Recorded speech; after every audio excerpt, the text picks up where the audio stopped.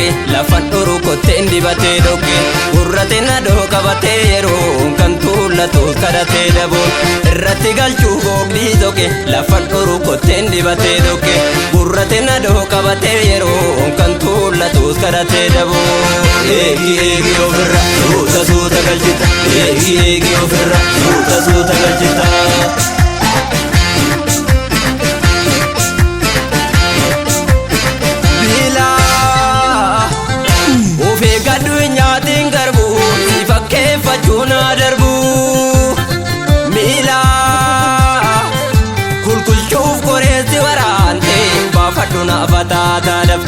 Baafadhu na fatata dafte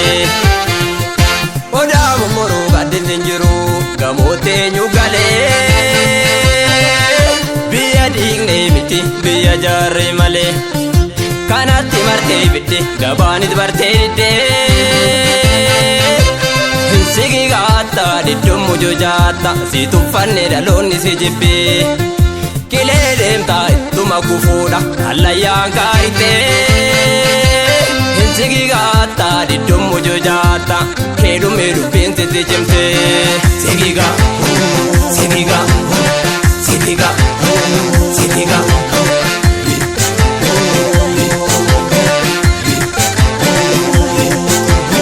sigigaachuun kan kee wani noolle galgalin toluu ya tapha ijoollee galgalin toluu ya tapha ijoollee jabaakoo hojjee baajabeeffata jabaakoo hojjerikaa kana dabarraan jenne miiffata jabaakoo hojjee jabaatti jabaatte jabaakoo hojjerikaa watalii gadhee sitti ammaatte kuffise yakkuun biyya si dhaalte watalii gadhee sitti ammaatte kuffise yakkuun biyya si dhaalte si dhaalte si dhaalte si dhaalte.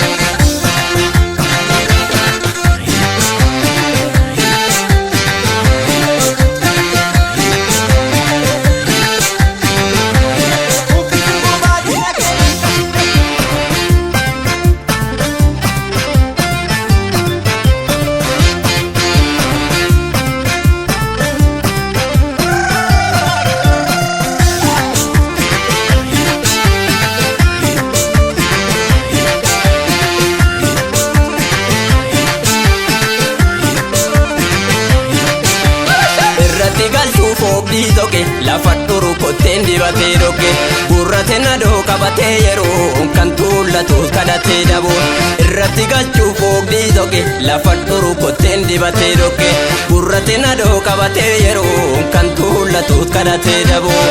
eegi eegi ofirra suuta suuta galchita eegi eegi ofirra suuta suuta galchita.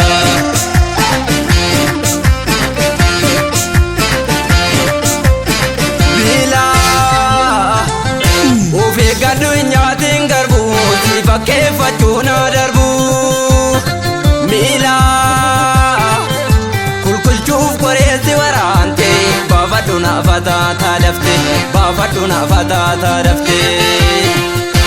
nyaadhu garuu hirbuuf himaana sabaku eenyummaa koo ganee roroo alagaan jibbee lafa kaa'ee dibbee ina kaa'uu jennaan akkooftee adaan turee gameetti dubbii bitte dabeessi lammii gurgure mana kee dagatte waarisiisaa bultee homtuun dhaga'uu sila maaliif dhaantaa dibbee si jibbee si jibbee si jibbee si jibbee.